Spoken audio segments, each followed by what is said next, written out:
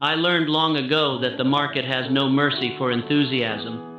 It doesn't care how convinced you are that a stock is ready to explode. It doesn't care how much time you've spent studying charts or how much confidence you've built from your last win.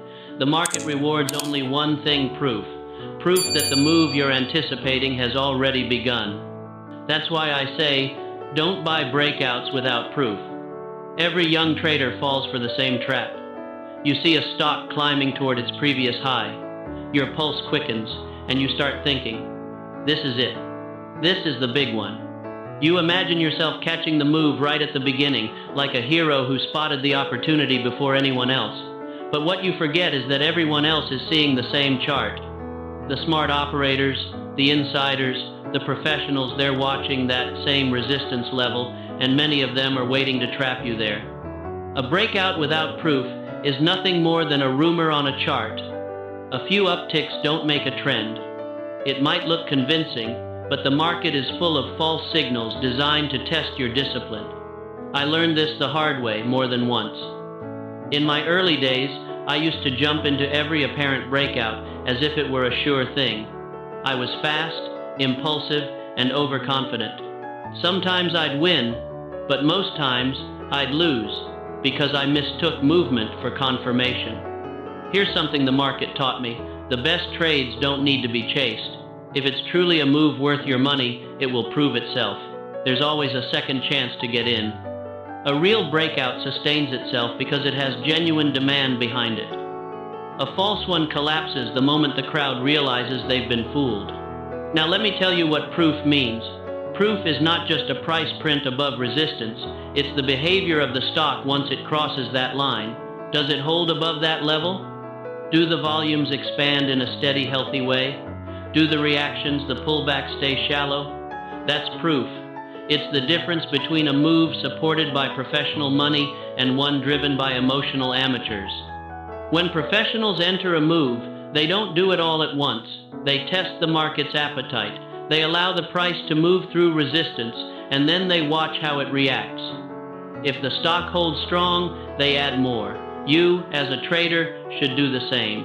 Buy your first portion when you see the breakout, but small. Then wait for the market to confirm your decision.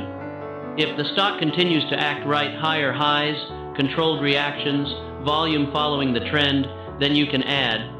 That's the discipline that separates speculation from gambling. Gambling is hoping the move continues. Trading is verifying that it's real. In my time, I watched entire fortunes disappear because traders mistook excitement for opportunity. I saw men who made $1 million on paper in the morning and were wiped out by the close. They bought into breakouts that never became trends.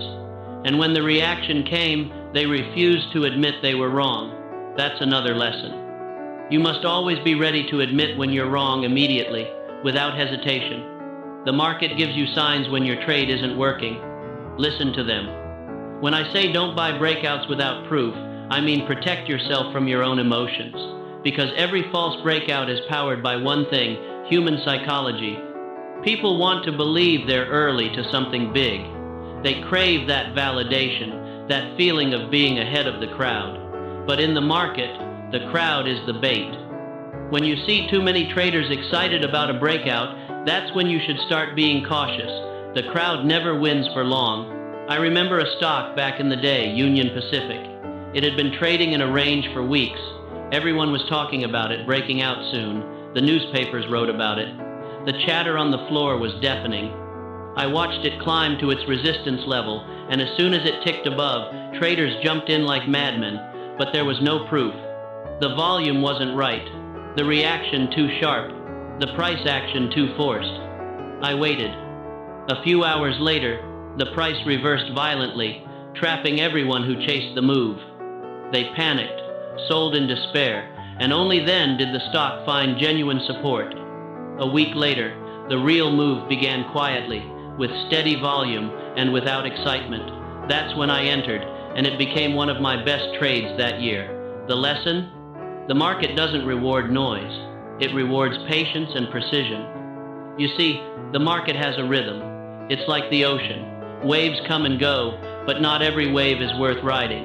Some crash immediately, others build slowly and carry you far. If you try to jump on every swell, you'll drown in the chop. Wait for the proof, the confirmation that the tide is truly moving in your favor. Proof also means alignment.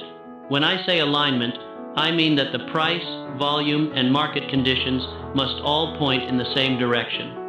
A breakout in a weak market is like a candle flickering in the wind. It won't last. You need the wind at your back. That's why I always studied not just individual stocks, but the market as a whole. If the general market was in an uptrend, the odds of a breakout succeeding were much higher. But if the market was weak, even the best-looking setups would crumble. A trader who buys every breakout is a trader who believes he can outsmart the market. But the market is never wrong. Only the trader is. You must learn to operate with humility. My greatest losses came not from bad analysis, but from arrogance, the belief that my judgment was enough proof. It never is. The only proof that matters is what the market shows you. And when you get that proof, don't hesitate. That's the other side of the lesson. Many traders make the mistake of waiting too long after confirmation. They want to be absolutely sure, and by the time they act, the move is already extended. The market rewards decisiveness backed by evidence. Once you've tested the breakout, once the stock has proven itself by holding and acting right, then step in with confidence. Trading is a constant balance between patience and courage. Patience to wait for proof, courage to act when it appears. Most traders fail because they mix the two up. They're courageous when they should be patient, and patient when they should be courageous. You must think of the market as your teacher. It gives the same lessons again and again until you learn them. Every false breakout you chase, every time you buy hope instead of proof, you're paying tuition. Eventually, if you survive long enough, you'll stop trying to predict and start waiting to confirm. The proof isn't just technical, it's emotional. It's how you feel in the trade. When you buy too early, your stomach tightens, your thoughts start racing, and you watch every tick with anxiety. But when you wait for confirmation and the move is genuine, you feel calm. You know you're aligned with the market, not fighting it. That's how you should feel when you trade calm, methodical, almost detached. I used to say that the market never changes because human nature never changes. People today trade with computers, algorithms, and fancy tools, but the emotion is the same: fear and greed. They still chase breakouts, still panic at reactions, still look for shortcuts. But the principles haven't changed. Proof before profit, evidence before action. If you want to survive in this business, learn to think like a detective. You don't act on rumors, you wait for evidence. Watch the stock's behavior, not your own excitement. The tape tells the truth if you know how to read it. The patterns, the reactions, the quiet strength or weakness in the movements, all of it is information. The market whispers before it shouts. When you learn to wait for proof, something remarkable happens. You start trading less, but you win more. You avoid noise, you sidestep traps, and you let the market do the heavy lifting.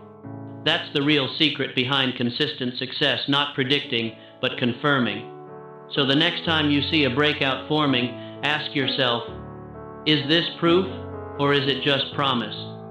Is the demand real, or is it just a rush of enthusiasm? Let the market answer. Don't force it. Because the difference between a professional and an amateur is that the professional waits for the market to prove him right, while the amateur tries to prove the market wrong. And in this game, the market always wins. So wait for the proof, then act with conviction. That's how you survive, that's how you grow, and that's how you make the kind of fortune that doesn't vanish overnight.